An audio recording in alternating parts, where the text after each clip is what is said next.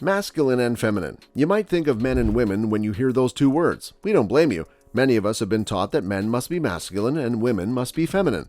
Why are masculinity and femininity not the same as gender, and why are they two entirely different things? In this video, we'll take a look at the core differences between masculinity versus feminism. Every time a group of people is addressed as ladies and gentlemen, it illustrates the dominance of gender over all other social categories.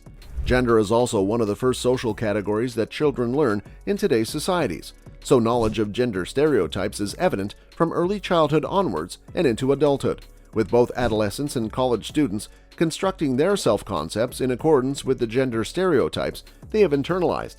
Many scales have been designed, developed, and widely used since the 1970s for measuring traits traditionally considered to be typically male versus typically female. In recent years, such measures have frequently failed to detect between-gender differences in self-ascriptions of gender stereotypical traits, owing to changes in gender roles over time. Nonetheless, gender differences in self-ascriptions persist, and there are efforts to quantify various aspects of masculinity and femininity, such as everyday behavior such as housework. Countries such as the US, Mexico, China, and Japan are all regarded as masculine. Masculinity represents a society where social gender roles are clearly defined. Men are expected to be assertive, tough, and focused on material success, whereas women are expected to be more modest, tender, and concerned with life quality. Men hold more positions of power, are paid more, and are expected to act masculinely in masculine cultures. Women are always on the receiving end of the stick. They are expected to be caregivers, receive lower pay, and are underrepresented in positions of power in any field. It's also worth noting the various values that masculine cultures hold. They place a high value on money, materialistic items, and dominance. There are feminine cultures on the other end of the spectrum. Sweden, Norway, the Netherlands, and Costa Rica are all considered feminine cultures. Femininity stands for a culture in which social gender roles coincide. Both men and women are meant to be modest, tender, and concerned about the quality of life. Feminine cultures are characterized by loose gender roles, equal pay, female representation in most positions of power, and a preference for quality of life and interpersonal relationships over materialistic items such as money or expensive cars. People are often proud of their origins. Some might argue that masculine cultures are superior to feminine cultures. This is known as ethnocentrism, and it occurs when you view other cultures through the lens of your own. Instead, we must strive for cultural relativism, which means viewing culture in its own context. By doing so, we eliminate the judgment that we frequently make when we encounter things that perplex us.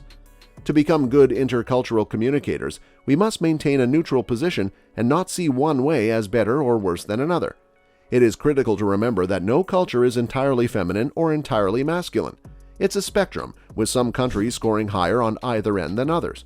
However, there comes a time when certain practices become obsolete and maladaptive, meaning they are more harmful than helpful.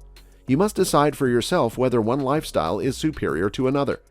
Toxic masculinity has become a catch-all explanation for male violence and sexism in recent years.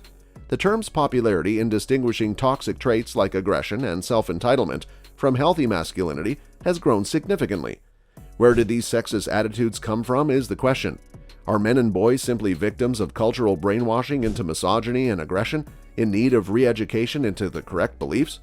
Or are these issues more rooted and caused by the myriad insecurities and contradictions that men face as a result of gender inequality?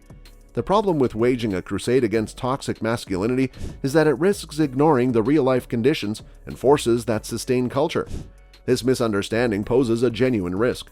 People who oppose toxic masculinity may unintentionally collaborate with institutions that perpetuate it by focusing on culture. And with that being said, it's time to end our video.